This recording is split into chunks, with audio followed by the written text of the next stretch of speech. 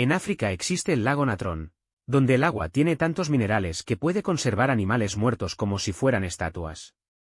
Para más curiosidades sorprendentes, suscríbete a Curiosidades sin Límites.